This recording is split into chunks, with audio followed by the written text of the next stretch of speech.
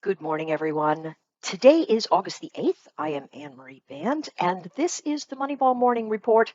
We are looking at the SPY and the Qs. I wanted to show you a little something that I've added to this because we are going to start positioning some more stock trades. I know a lot of you are uh, maybe tentative about some things that we do are more complex trades that hedge us very nicely in terms of risk, which is my primary event. But we will open up that floor and start doing a bit more from a stock perspective. We'll be able to watch these very, very nicely. And so what I've added is this. This is the ATR trailing stop. Now, most platforms have it, right? If your platform doesn't have it, it's bad. You could use an ATR if you like, but this gives you an average true range of what's happening. And so what that's going to do is help us with stops. It'll help us with coming back into support and knowing that something holds. So the big levels today, we can see SPY is breaking higher, right? Everything is upward. We have very linear slope here, very linear slope in the tight formations here, moving all the way up to here. Here's the level that we are watching. It is a monthly formation that shows us a topping tick right around this area. And we breached into the 415 earlier, and now we are well past it, right? So we should push into this zone, perhaps some exhaustion. But here's what I discovered in my studies over the weekend. A lot of very, very big hands are positioned in a very bearish way in the market. And so what they're doing is promoting this notion about the needing to be short because X, Y, and Z are falling off the rails.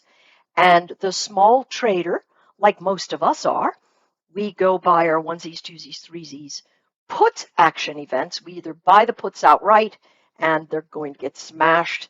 Some of the put butterflies that we have that are very well positioned to manage risk, we're probably going to have to peel off if this continues to run. I'm looking for a fade to get us out of those particular trades, but the backdrop is if you're thinking this market's going to roll over because of X, Y, or Z, the positioning of big hands is very bearish.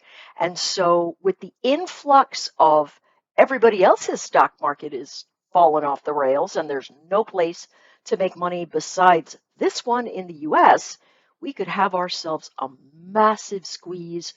If the squeeze comes, it would take us up into the 440 area, 435 to 440, and even the 460 zone, which puts us up on some monthly charts for the Qs. They're already busting out.